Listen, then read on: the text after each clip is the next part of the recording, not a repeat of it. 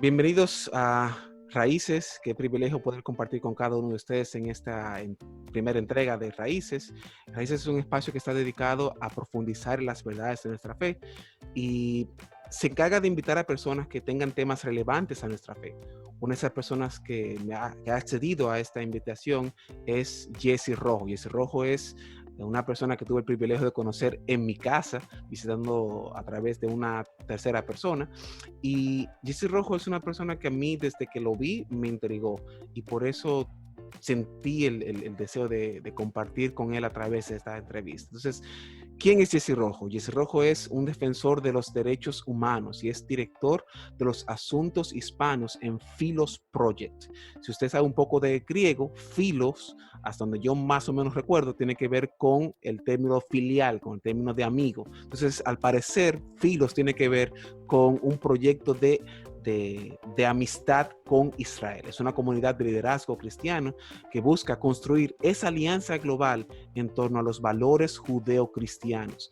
Jesse se ha reunido con presidentes y miembros del Congreso de América Latina, ha liderado cumbres de liderazgo internacionales y es anfitrión del programa radial y semanal Philos Conecta, que es transmitido en vivo todos los miércoles a las 6 de la tarde, hora de Nueva York. Jesse también escribe a menudo en su blog personal Jesse Rojo, ha hecho colaboraciones con otras instituciones como Coalición por el Evangelio, quizás usted lo conoce. En fin, Jesse es una persona versátil, una persona que se interesa por temas relevantes, pero más que todo, y es lo que veo en él, es un siervo de Dios. Y ahora me da el privilegio a mí de compartir con él. Así que, Jesse, bienvenido a Raíces. Muchísimas gracias, Josías. Un privilegio poder ser parte de tu primera programación y estoy muy animado para profundizar en estos temas que siempre me fascinan y he dedicado mi vida a discutirlos. Sí, veo que tú tienes un historial importante en el tema, principalmente de Israel y del Medio Oriente. Veo que tienes una no digamos fascinación, pero sí tienes una entrega que es evidente en esos temas, a razón de que sin duda alguna este tema de Israel, del Medio Oriente, trae muchas pasiones por el mismo tema de que hay intereses. Donde hay intereses, entonces hay opiniones que pueden tensar y esa tensión crea malentendidos. Pero antes de entrar en el tema de Israel como tal, yo quiero conocer qué es Philos Project. Yo me puse adelantándome a los acontecimientos a traducir palabras del griego al español. Coméntanos de Philos Project. Sí, bueno, Philos Project tiene como visión promover una participación cristiana positiva en el Oriente Próximo. Okay. Somos una comunidad de liderazgo cristiano que busca construir alianzas globales alrededor de los valores judeo-cristianos, principios bíblicos. Entonces, para llevar a cabo esa meta, lideramos un sinnúmero de diferentes iniciativas que incluye educación, inmersión, viajes de inmersión, conociendo o capacitándose en el lado humanitario también para marcar una diferencia en esa región. Sí, como dije inicialmente, el tema de Israel y sus circundantes es un tema de muchas tensiones por los intereses que genera y las diferentes posiciones fuertes que se han generado a través del tiempo. Y uno, investigando sobre ti, encontré uno de tus blogs, de tus videoblogs, en donde tú planteas cómo abordar el tema de Israel y Palestina, y uno de los puntos que tú expones es evitar los prejuicios, es decir, uno reconocer que tiene prejuicios. Ya uno cuando aborda ese tema, quiere hacer que no tiene una crianza, tiene una formación, y eso genera sin duda alguna algún tipo de opinión. Sí, a mí siempre me gusta decir, y lo dije en ese video, que la manera de ser objetivo es reconocer que no lo eres. Que hay algún tipo de sesgo, ¿no? Algún tipo de percepción que ya uno tiene formada, ¿no? Exactamente, estar consciente de eso, porque entonces uno se da cuenta que tiene mucho más que aprender que solamente lo has visto desde un punto de vista mayormente. Y esa perspectiva no es una perspectiva perfecta. Somos seres humanos, además que entre cristianos sabemos que somos seres humanos caídos. Y la Biblia, especialmente los Proverbios, habla de estar rodeado de buenos consejeros y de ser una persona informada. Eso implica hacer el trabajo difícil de escuchar e investigar y no solamente dejarse guiar o influenciar por los impulsos de los medios o las parcialidades políticas. Sí, porque somos bombardeados con mucha frecuencia de opiniones y sin duda alguna, aunque pueden tener ciertos niveles de verdad, no dejan de ser opiniones. Esas opiniones, sin duda alguna, generan lo que se conoce ahora como la famosa narrativa. Esa narrativa que uno tiene que ir hilando y eso puede generar cierto tipo de conflictos, ¿no? Pero qué bueno es saber que hay personas como tú, como Philos Project, que no es Philos Latino. Philos Latino es una división de Philos Project grande, ¿cierto? Exactamente, sí, es la división de habla hispana, básicamente. Es el lado de Philos Project dirigido a la comunidad hispana en Estados Unidos y latinoamericano. Ok, y ahí, ¿cómo ves la recepción del concepto de Philos Project en la comunidad hispana? ¿Cómo tú lo percibes? Bueno, en realidad, cuando trato el tema de Israel es una diferente recepción cuando trato el tema o otros temas del Medio Oriente. Creo que la mayoría de los hispanos están más familiarizados o más interesados en discutir o profundizar en el tema de Israel, sea desde el punto de vista teológico o histórico, hasta político en cierto punto.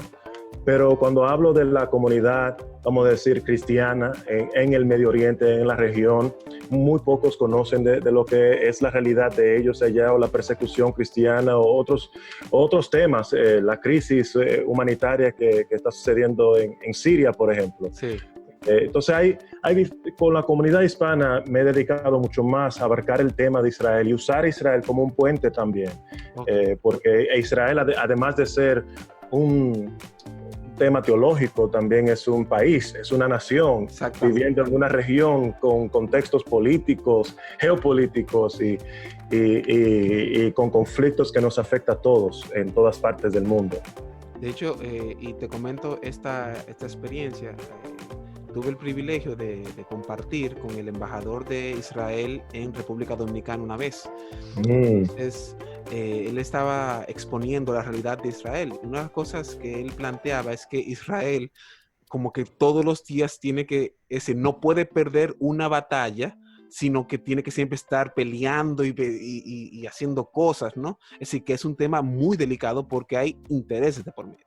Entonces, Philos nos puede ayudar a nosotros a entender mejor ese conflicto y abordarlo de una manera distinta. Sí, por supuesto. De diferentes formas lo hacemos. Para personas que simplemente desean aprender más, conocer un poco mejor algunos de los temas, hemos creado documentales. Estamos ahora en medio de una serie de conversaciones sobre Israel donde insertamos un poco sobre la situación actual. Y hacemos un programa semanal en nuestras páginas sociales y radiales. Y son medios educativos que creamos para hacerlo, conferencias también. Pero para aquellos que tienen vamos a decir, un compromiso especial para conocer el tema, para hacerse experto del tema, porque tienen una carrera política o educativo, o simplemente son personas que quieren involucrarse siendo defensores o debates, hay oportunidades donde pueden capacitarse. Hacemos un instituto de liderazgo una vez al año, donde le permite participar en un programa que las primeras 2 semanas viajen a 3 diferentes países, viajan a Hungría, viajan a Polonia y viajan a Israel. Y los territorios palestinos. Y el propósito es para profundizar en la historia política, religiosa de esos países, para luego entender nuestro presente un poco mejor y aprender de desarrollar formas o maneras. Entonces, después de esas 2 semanas, ellos pasan el resto del año desarrollando proyectos o iniciativas que pueda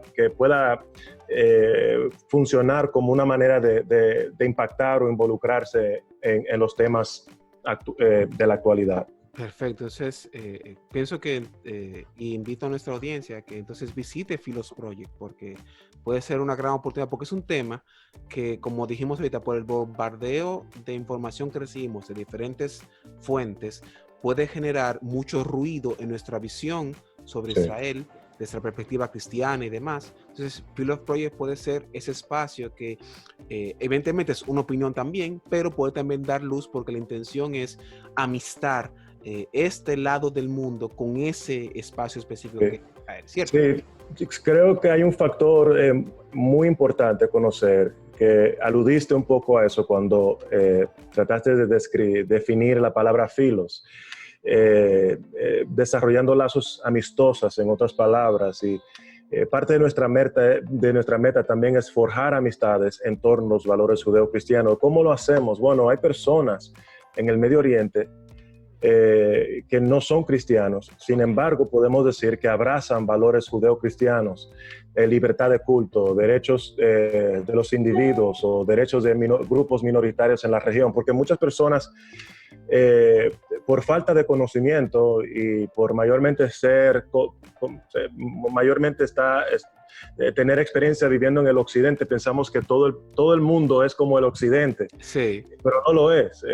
Hay gobiernos allá que no son gobiernos seculares, son gobiernos religiosos, gobiernos islámicos, que producen diferentes situaciones sociales para grupos minoritarios, particularmente hablando. Entonces, lo que hacemos para que nuestras iniciativas, nuestros proyectos humanitarios sean apropiados para esos contextos. Hemos desarrollado una sede de lo que llamamos defensores sociales, que son personas que viven allá, y son musulmanes, como son judíos, como son cristianos palestinos, yazidis. Son personas que básicamente representan la demográfica de esta región y trabajan con nosotros en el terreno, ayudándonos a entender las necesidades reales que existen y en otros casos liderando esas mismas iniciativas humanitarias que llevamos a cabo allá.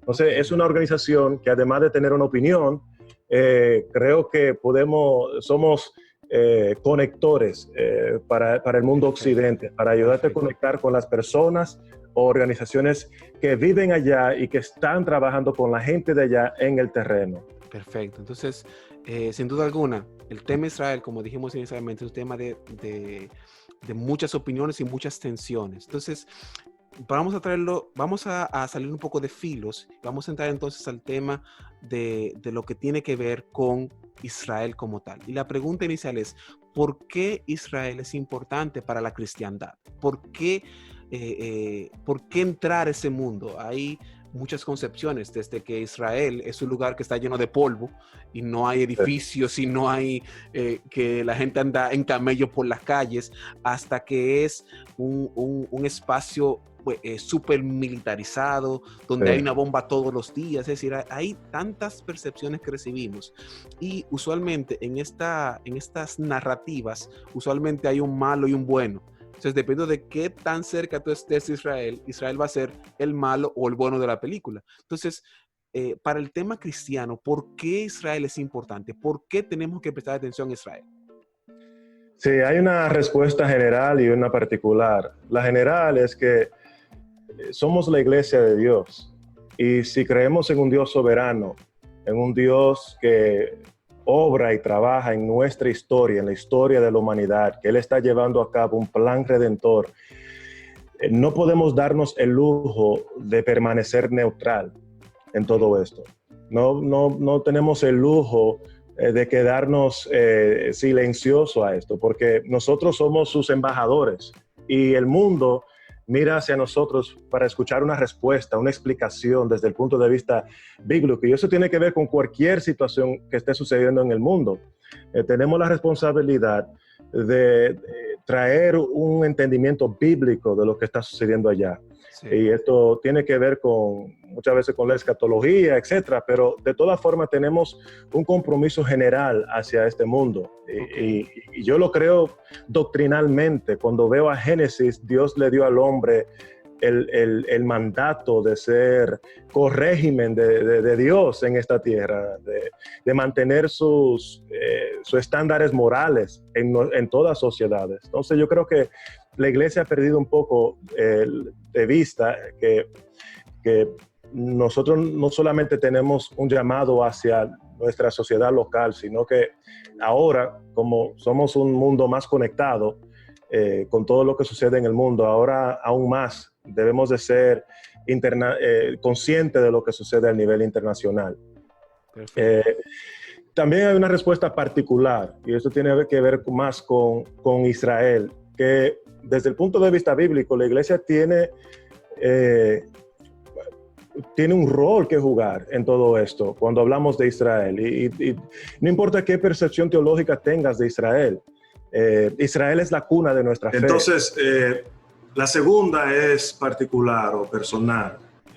Yo creo firmemente que en la expectativa segura de que Dios será fiel a sus promesas respecto al pueblo judío y su completa restauración nacional y espiritual en los últimos tiempos. Y la iglesia, propiamente tal, tiene un rol en esa restauración, tiene un papel que jugar. Romanos 11 elabora bastante en este punto, porque Pablo estaba corrigiendo un entendimiento que estaba surgiendo de que tal vez Dios había desechado al pueblo de Israel. Y él obviamente rechaza esa respuesta, se usa él mismo como evidencia, alude a un argumento del Antiguo Testamento, a Elías, y dice, si hay un remanente, ese remanente es evidencia de que Dios no ha terminado con la nación de Israel. Correcto.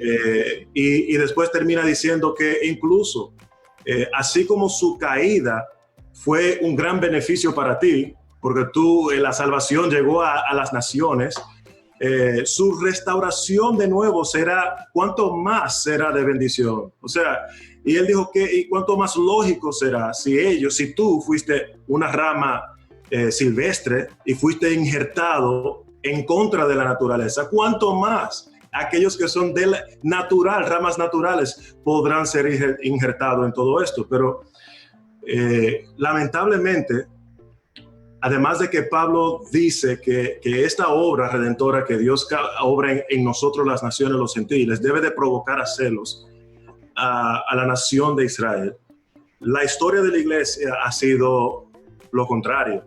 En vez de provocar a celos a la nación de Israel o al pueblo judío, como pueblo de esta nación, lo hemos provocado a ira o la amargura, porque la historia de la iglesia con relación al pueblo judío ha sido una de hostilidad y de conflicto, no una de amistad o de entendimiento, que se supone que si hay cualquier otro pueblo en el mundo donde la iglesia pudiera tener cierta cercanía filial más especial, se supone que es el pueblo judío, porque compartimos las mismas escrituras, incluso los valores, lo describimos como judeo-cristiano. Exactamente. Porque la Biblia fue escrita por judíos, en un contexto judío, y Dios empezó su obra a través de un pueblo judío. Y yo argumentaría que va a terminar culminando en un contexto judío, con un Salvador y Rey judío. Entonces, eso suena obvio, pero lamentablemente no fue tan obvio en los últimos 2000 años casi de historia como iglesia, donde hemos perseguido a los judíos, expulsado a los judíos. En el caso de los alemanes nazis, la iglesia ha justificado la persecución judía, ha creado una teología para justificar la exterminación del pueblo judío. Y olvídate, si me empieza ahí, yo puedo continuar y nunca acabar con este tema, porque la iglesia debe de vindicar su historia, vindicar incluso el evangelio, porque para nosotros el evangelio es algo dulce. Yo te digo, vamos a hablar del Evangelio, vamos a hablar de Cristo y eso suena dulce en nuestros oídos. Sí, claro. Pero para el judío eso suena horrendo, horrible, porque el nombre de Jesús se ha utilizado para perseguirlos a ellos. Lo hemos etiquetado a ellos y cuando digo lo hemos, no, obviamente no me refiero a ti y a mí, porque no estuvimos ahí, pero somos parte de la iglesia y la iglesia, o sea, en el contexto universal, la iglesia que ha existido desde toda la historia, en particular en la historia de la iglesia, debemos de tomar responsabilidad por eso, porque cuando ellos nos ven a nosotros, no nos ven como individuos, nos ven como la iglesia que ha causado tantos estragos y sufrimiento en ese pueblo. Yo creo que debiéramos de sentir, un sentido de responsabilidad hacia ese pueblo, para marcar una diferencia y señalar que el evangelio que le fue enseñado no fue el verdadero evangelio y debiéramos de demostrar cuál es ese verdadero evangelio con nuestras acciones. Y en este caso, Jesse, por lo que tú acabas de decir, noto un nivel importante, es decir, infiero que esto se debe en parte importante a que hay una falta de información o mucha información o la gente no sé, porque por ejemplo, en los contextos de fe de protestantes, Sí. hay también como muchos polos. Hay un polo que pudiera interpretarse como, para ponerle un título, ¿no? Como mesiánicos.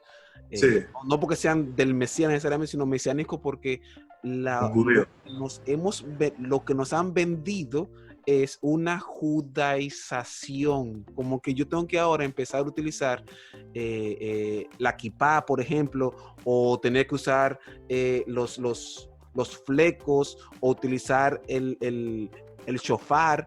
Entonces hay como diríamos en dominicano, esa mezcolanza de cosas relativas a cómo abordar el tema de Israel, a cómo podemos ser amigos de Israel. Cómo ser amigos de Israel sin ser judaizantes, sin caer en los ritos. Entonces, esa tensión puede generar esto que tú estás diciendo de este desapego de yo querer, porque mira, por ejemplo, con el tema de la Iglesia Católica, las iglesias católicas tienen una forma de construirse las edificaciones que son muy particulares. Si tú sabes cuándo hay una iglesia católica y cuándo una iglesia es protestante, y es por esa separación que se ha generado. Entonces, ¿cómo ha incidido eso de el ser judío practicante, para ponerle un título, ¿no? De llevar las tradiciones, de no comer levadura en ciertos momentos? ¿Cómo eso ha incidido a esa separación que se puede presentar en el mundo cristiano respecto de el concepto de Israel bíblico? Bueno, a ver si entiendo bien tu pregunta. ¿Te estás refiriendo más a judíos en general, cómo ellos pudieran ser relacionados con el Israel bíblico? Exactamente, es decir, ¿cómo se da el tema de que, bueno, yo quiero aproximarme a Israel, pero lo que me venden como aproximación de Israel, o lo que se pudiera interpretar como aproximación, es yo asumir las costumbres israelíes? Ya, ok. Entonces, ¿cómo eso puede incidir para esa separación que tú mencionas, esa no afiliación con el pueblo de Israel? Sí, bueno, yo creo que lo primero es paciencia. Ok. Y lo que quiero decir con esto es que hemos llegado a un punto donde estamos colectando 2000 años de historia de iglesia y estamos tratando de entenderla. Estamos tratando de descifrar eventos históricos y ver cómo se ha desarrollado, cómo nos hemos desarrollado nosotros. Para eso son los libros, la historia de los bautistas, la historia de los protestantes, ¿verdad? Y tomamos esas clases para mejor entender la historia. Sí, claro. Y no sé si te ha pasado a ti, cuando has tomado una clase, empiezas a exponerte a la historia de los bautistas, por ejemplo. Tú dices, wow, yo nunca me había fijado del contexto de esa situación. No, no había entendido eso hasta que aprendí la historia, hasta que conocí la historia. Sí. Y yo creo que algo similar ha sucedido con la iglesia. En los últimos 50 años, vamos a decir, 50 o 40 años. Bueno, en realidad, desde el establecimiento de la nación de Israel, 1948, 70 años atrás.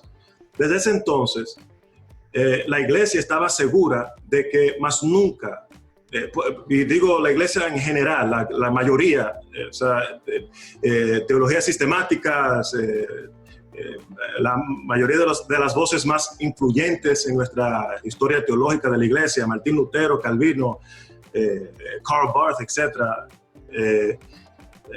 En su gran mayoría, las personas ya estaban convencidos de que en el plan de Dios no cabe una restauración literal de la nación de Israel.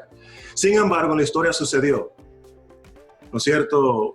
1900 sucedió, además de que Israel peleó en contra de 5 naciones árabes, Sí. rodeada de esas 5 naciones árabes y detrás el mar Mediterráneo, sin la ayuda de Estados Unidos, incluso en contra del Consejo de Seguridad de Estados Unidos, porque Estados Unidos le había dicho, yo no creo que tú vas a poder soportar el ataque de 5 naciones árabes.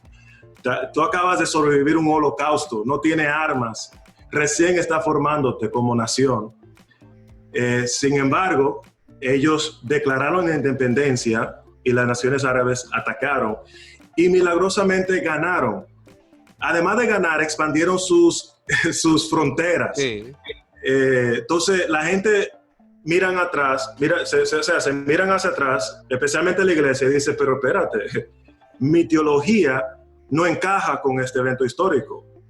¿Cómo es que ha sucedido? ¿Cómo es posible? Desde ese entonces empezó un movimiento dentro de la comunidad eclesiástica donde empezaron a cuestionar su teología. Incluso pudiéramos ir mucho más atrás entre los reformadores, porque en realidad desde 1948 en adelante se hizo público, pero ya hubieron puritanos y la segunda generación de reformadores que empezaron a cuestionar a Calvino y a Martín Lutero. Desde ese entonces una ola, y fue a base del principio de la reforma, sola escritura. Sí. Si es verdad que las escrituras es la autoridad máxima de todos los asuntos espirituales de la iglesia y que la Biblia tiene verdades plenas, que la Biblia habla plenamente, que hay algunas verdades de la Biblia que no hay que rascarse la cabeza para entenderla, que Dios claramente habla. Si eso es verdad, bueno, esos puritanos como John Owen, Murray y entre otros, y entre los más cercanos hasta Charles Spurgeon, que es el último de los puritanos, le dicen, entre ellos dijeron, pero la Biblia habla claramente respecto a promesas que Dios le hizo a Abraham, promesas que Dios le hizo a David, que iba a haber una nación física, que Dios iba a restaurar y que iba a llegar el momento donde el gobierno de la nación de Israel y como consecuencia del mundo iba a ser reemplazada por el gobierno de Dios. Y ellos vieron una manifestación literal de esta nación y dijeron, no puede ser que Martín Lutero tenga razón y Calvino tenga razón. Y empezaron desde ese entonces. Pero ellos todavía permanecieron una minoría. Y ellos no, aunque escribieron sermones, hubieron comentarios, en realidad no cambiaron el impulso general de la iglesia desde el punto de vista Lutero y el punto de vista Agustín, el punto de vista Calvino respecto a Israel. No fue hasta 1948. Es más de tratar, Jesse, que tú mencionas a Martín Lutero y otros reformadores, y la imagen que uno tiene de Martín Lutero no es esa información de cuando él habló en contra de los judíos. Es decir, la información que tenemos de Lutero, nosotros los mortales, es de este hombre que de manera valiente pone 95 tesis en Wittenberg, y de ahí en adelante se genera el movimiento protestante. Pero lo que la gente usualmente no toma en cuenta es los comentarios tan duros que tuvo Martín Lutero respecto semíticos del mundo judío.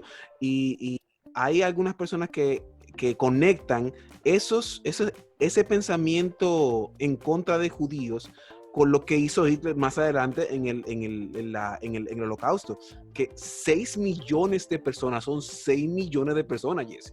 Es decir, matar 6 millones de judíos es una cosa horrible. Y hay personas que conectan a Hitler con ese pensamiento que tuvo también Lutero. Entonces, lo que Claro. es lo que no suele resaltarse de Lutero. Sí, sí. Esa controversia, ¿no? Sí, lo que pasa es lo siguiente. Yo tengo una prima que era una súper fanática de Michael Jackson. Okay. Tú sabes que Michael Jackson tenía unos fans que harían lo que sea por ese hombre. Mi prima era una de esas fans. Okay. Y lo que sucedía, si nosotros queríamos enojarla o incomodarla, lo único que teníamos que hacer es decir algo negativo de Michael Jackson. Okay. Y literalmente hubieron momentos donde ella lloraba porque ella no quería escuchar nada negativo de Michael Jackson. Eso es lo que pasa en la comunidad cristiana con respecto a nuestros héroes de la historia de la iglesia. Obviamente el fanatismo no es el mismo que produce Michael Jackson. No quiero tampoco asociarlo de esa manera, pero sí lo admiramos a ellos porque han contribuido de manera significativa en la historia de la iglesia, ¿sí? Especialmente Martín Lutero, que causó la reforma protestante. Claro. Fue un avivamiento que el hombre produjo o promovió, o sea, que Dios lo usó de esa manera. Y Él nos ha dado tanto en el respecto a la teología. No es que Él no es digno de admirar, y lo que Él ha contribuido en la iglesia, por supuesto que sí. Por eso yo también tengo mucho cuidado cuando traigo a colación a esas figuras, porque yo los cito en mis sermones y leo sus materiales, leo su exposición de Romanos, los institutos de Calvino, los libros de La ciudad de Dios, Ciudad del Hombre de Agustín. Son hombres dignos de admiración, pero sin embargo son hombres, son pecadores y son propensos a cometer errores como cualquier otra persona, y ellos vivieron un contexto muy distinto a la nuestra. Ellos abrazaban diferentes puntos de vista y valores que nosotros hoy día somos más sensibles a esas cosas. El tema de la esclavitud, por ejemplo, es algo que tal vez fue más aceptado en la sociedad, en la comunidad en que vivía Calvino y Lutero, que sería aceptado hoy día. O sea, hoy día es algo horrendo, pero eso es algo que hemos desarrollado a medida que maduramos y crecemos en entendimiento. Cuando hablamos de esa persona, eso sucede. Pero para darte un ejemplo, salió un libro que yo leí hace unos cuantos años atrás, de cómo los alemanes habían usado los escritos de Lutero para justificar sus acciones, para llegar a la iglesia, para convencer a la iglesia a que apoyara a las pólizas, la política de Hitler. Y este libro se llama Satanizando a los judíos, porque eso es lo que ha sucedido. Con nuestra teología, hemos satanizado a los judíos estamos en el contexto de Romanos 11. Pablo hizo la pregunta retórica: ¿ha desechado a Dios a los judíos? God forbid. O sea, que nunca fuera así. ¿Cómo te puede penetrar ese pensamiento en tu mente que Dios pueda hacer algo así? En la mente de Pablo eso era algo imposible. ¿Cómo tú puedes llegar a esa conclusión? Bueno, la iglesia ha llegado a esa conclusión, y como resultado ha desarrollado pecados éticos con respecto al pueblo judío que nos ha hecho difícil poder aceptarlo, pero debemos aceptarlo. Debemos ser responsables si queremos realmente marcar una diferencia y llevar el evangelio a esta comunidad. Sin duda alguna. Ahora, el tema israelí, judeo, cristiano es sumamente apasionante, y uno mientras escucha, uno empieza a pensar cosas, pero por tema del tiempo tenemos que ir reduciendo. Entonces, te quiero preguntar, Jesse, ¿cómo hacemos práctico nuestra vinculación con Israel? ¿Qué puede hacer? ¿Cómo debemos mirar a Israel de manera práctica, de manera de paso 1, paso 2? ¿Cómo yo hago de Israel? ¿Cómo yo me amigo de Israel? ¿Cómo debo yo mirar a Israel de ahora en adelante como creyente? Es decir, hoy yo oro por Israel, pero ¿por qué oro específico? Como que cosas respecto de Israel. Bueno, déjame aterrizar el avión del primer punto. Había comentado paciencia. Entonces, por esa realidad histórica, debemos de tener paciencia con aquellos grupos que tal vez se acercan con este sentido judaizante. ¿Verdad? Este sentido judaizante, que tenemos mucho que aprender y hace falta muchos recursos para educar. Y cuando las personas ven esta historia, se dan cuenta de que hay un vacío, que hemos cometido un error. Y muchas veces esos movimientos judaizantes es un intento, alguna vez inocente, de tratar de corregir un error histórico. Y se van a un extremo porque no hay algo más, no hay un balance. Entonces, el segundo punto se relaciona con tu pregunta ahora también. Debemos de tener humildad. Debemos de humildad teológica. Debemos de reconocer que no lo tenemos todo resuelto. No tenemos todas las respuestas todavía. Que sí tenemos mucho material, incluso que todavía no llegamos a abarcarlo todo. Pero tampoco hemos llegado a un conocimiento perfecto. Y yo creo que esa humildad nos va a abrir un poco a escuchar a otros, a retar nuestra propia teología que tengamos respecto a Israel. Pues yo creo que el primer error que cometemos es que creemos que ya hemos llegado y que ya sabemos qué es Israel en la Biblia y qué es esto y qué es lo demás. Y yo creo, mi experiencia ha sido que cuando realmente investigamos nos damos cuenta que no hace falta mucho que aprender. Entonces, yo creo que en nuestra humildad, de manera práctica entonces, pudiéramos interactuar con la academia y la erudición judía. Debiéramos de interactuar con eso. Porque yo estoy leyendo ahora una obra que se llama, en español, bueno, en inglés se llama Learning Messiah. En español sería Aprendiendo Mesías. ¿Vale? Aprendiendo el Mesías. Y el autor señaló algo que me llamó la atención. Él dice que en la comunidad primitiva, en la iglesia primitiva, si uno nos damos cuenta, la interacción entre los creyentes y los judíos no creyentes era muy cercana. Ellos se reunían todavía en las sinagogas, discutían temas teológicos. Es decir, que esta comunidad cristiana todavía seguía creciendo al lado de la comunidad judía, discutiendo, debatiendo temas. Pero a medida que pasaron los años, la comunidad cristiana y la comunidad judía se separaron, fueron a sus diferentes caminos, corrieron sus diferentes caminos y se desarrollaron de una manera que se separaron el uno con el otro, no querían asociarse con el otro. La iglesia con los judíos y los judíos con la iglesia, teológicamente hablando. Siglo II más o menos. Sí, especialmente con la destrucción del templo. Sí. Entonces hemos desarrollado una teología mayormente desde el punto de vista gentil. Eso fue el resultado. Es cierto. Y eso no quiere decir que esto cambia nuestra teología en ningún sentido. Todavía la salvación, la justificación es por fe, todavía la salvación es por gracia, todavía todo eso es verdad, porque a última instancia nuestra teología, nuestra fe depende del Espíritu de Dios que obra y nos ilumina, pero eso no quiere decir que en lo eclesiástico, en lo misiológico, en lo escatológico, lo tengamos todo correcto. Yo creo que tenemos mucho que aprender ahí y pudiéramos aprender algo de por lo menos retar, interactuar con la academia y la erudición judía, porque aún Pablo dice que a ellos se le fueron dados los oráculos.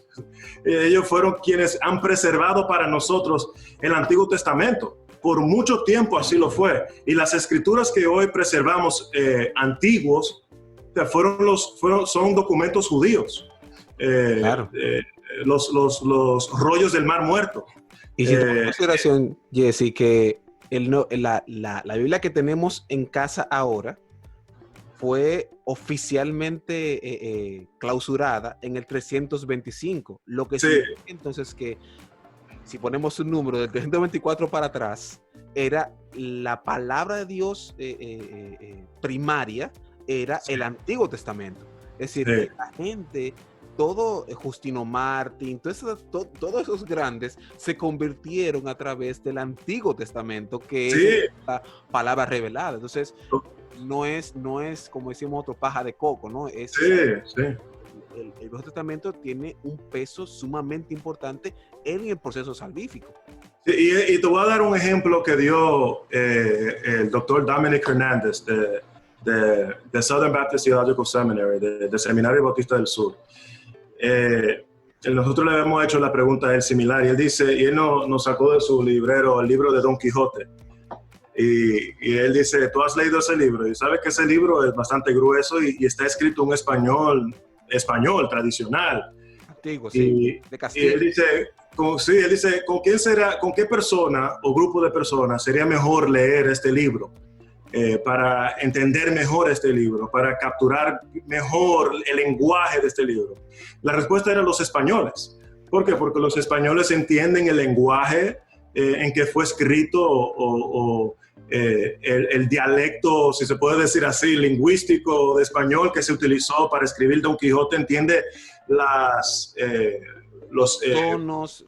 tonos culturales. Se entiende, claro, sin duda alguna. Ellos lo entienden muy bien. Entonces, te conviene poder leer Don Quijote en ese contexto porque tú vas a adquirir ciertos conocimientos que al contrario no lo haría. Y eso es lo mismo, yo encuentro, con el Antiguo Testamento, incluso hasta con el Nuevo.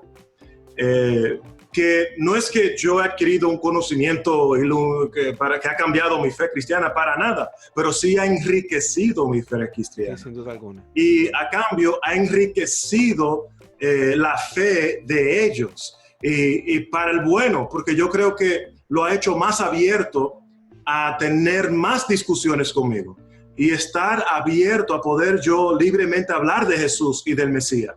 En cambio ellos han estado cerrados cuando venimos con argumentos reduccionistas o simplistas, que todo lo antiguo ha sido reemplazado o cumplido por Cristo. Eso es una declaración cierta, pero eso no es suficiente para un judío. O sea, claro.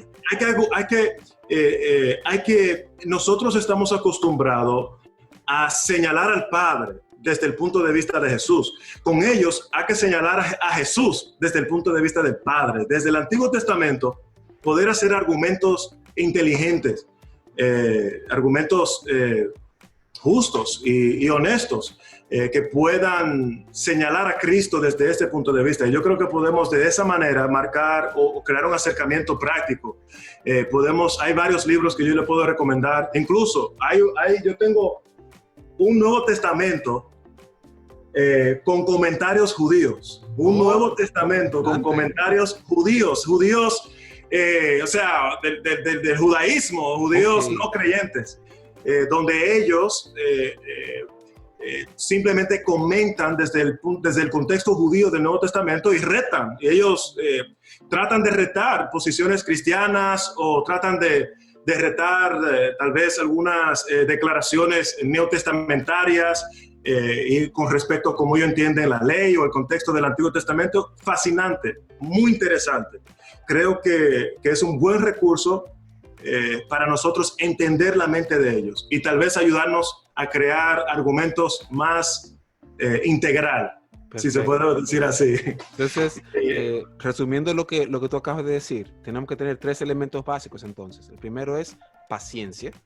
Sí. El segundo es humildad. Y el tercero es aproximarnos a la erudición, a la academia judía, para entonces lograr integrar ese todo de la Biblia, que, como dice Jesús, la salvación viene por los judíos. Y ahí no hay, y él lo dijo en un contexto gentil, porque eso lo dijo a la samaritana. Entonces, estamos diciendo que él, a una persona que le predicaba el evangelio gentil, en este caso, le está diciendo, la salvación es de nosotros. Y yo que soy judío soy la salvación. Entonces, Sí. Jesse, hablar contigo es una delicia. Gracias. Igualmente. Como yo digo a alguien, es un filete hablar contigo. Y tengo que comprometerte desde ahora para que nos juntemos otra vez a hablar, porque nos quedaron preguntas por abordar y que tenemos que tocar, y quiero aprovechar todo el conocimiento que tienes y todo lo que tú le aportas a la comunidad hispana. No, sería un placer para mí. Yo siempre disfruto hablar de estos temas. Creo que son temas importantes y necesarios para la iglesia. Entonces, cualquier oportunidad que pudiéramos tener para continuar la conversación, con mucho gusto puede contar conmigo. Bueno, Jesse, muchísimas gracias por estar en Raíces, en el primer invento que estamos haciendo, el primer intento. Así que cualquier error se lo culpa a la producción. Okay. Así que un abrazo grande, muchísimas gracias por estar con nosotros en Raíces. Hasta la próxima. Un abrazo, muchas gracias.